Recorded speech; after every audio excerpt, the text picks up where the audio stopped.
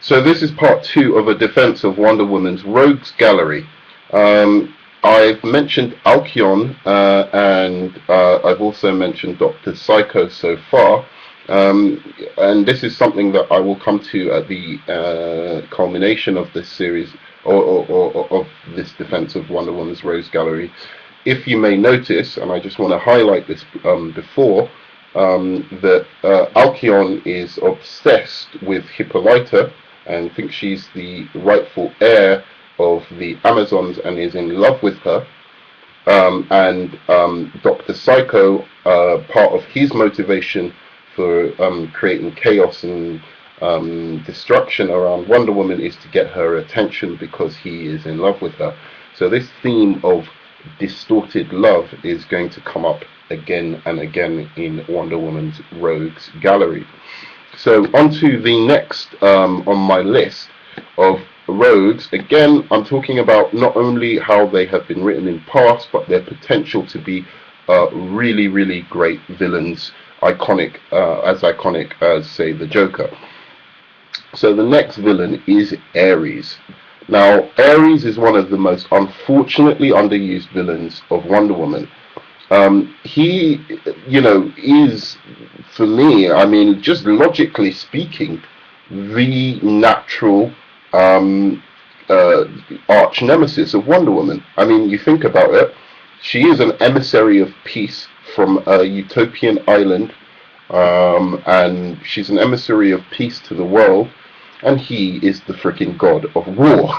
Now, he has the potential to be a really sick arch nemesis and has such cool powers. So he represents to Wonder Woman a trifecta of threats, which is psychological, intellectual, and also physical.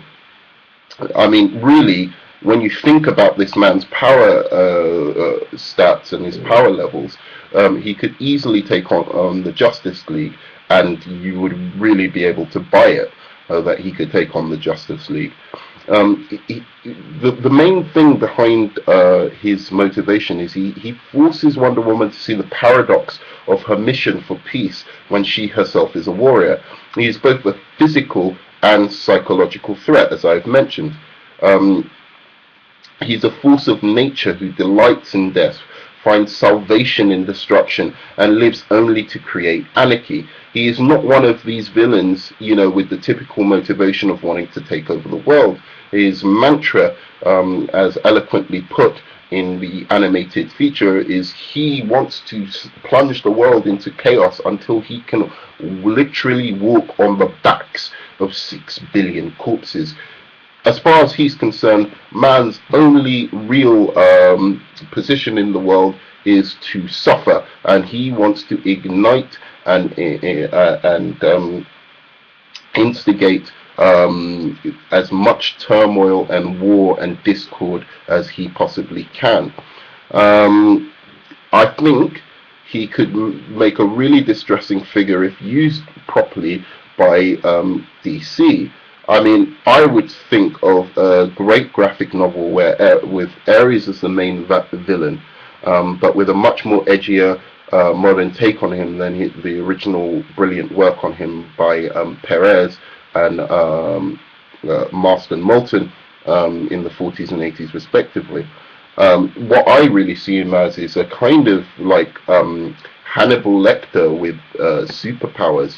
He's very often depicted as very slick, and he's often depicted as very suave, but with this beastly underside. So again, a very, very good villain.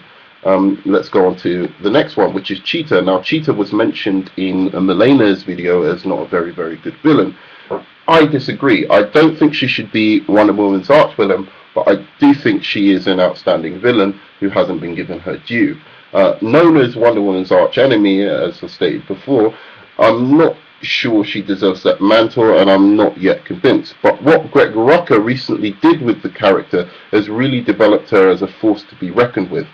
Barbara Minerva is an archaeologist in search for immortality and is granted her wish, but is cursed by the spirit who gave it to her to hunger for flesh for the rest of her life.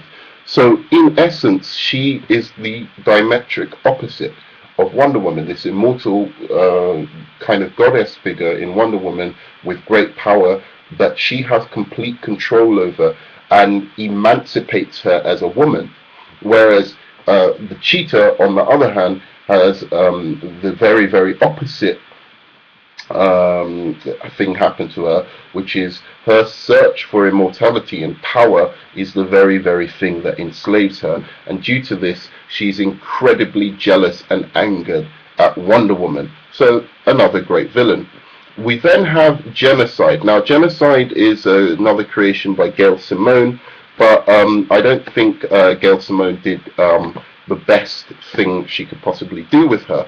However, again, Wonder Woman, Emissary of Peace, Genocide, probably the worst and most nefarious expression of destruction in the modern world. Genocide. Genocide hates everyone, wants to kill everyone, is a machine, a death machine, and has the power to do it. Also, she has powers apart from super strength, durability, speed, etc., but to also just cause or emanate this this spirit of hatred and intolerance to anyone she's around. So literally everywhere she goes, she causes chaos. Now, I'm not going to go into too much of what I would do with that character, because actually I'm writing a Wonder Woman screenplay and I don't want people stealing my ideas. But it's probably never going to be seen, but just in case. Hey. The next villain on my list, and I can only do this one as the last one, I'm going to have to do another video to finish it, is Dr. Poison. Now, the main appeal for Dr. Poison to me, if you've ever seen her, please have a look at her on the web if you have time, is just the image of this woman. She looks great, and Poison is such a twisted way of basically kind of like the Joker's Joker serum. It's just a really, really twisted way to harm people. She originally was written as a villain for the Nazis, and she was working on like kind of poisons and weapons of mass destruction, poisonous gases that can be released on civilian populations. So that's very, very interesting, and you could do a lot with that. But again, very, very underwritten, very, very underused. So next video will be the next list of people.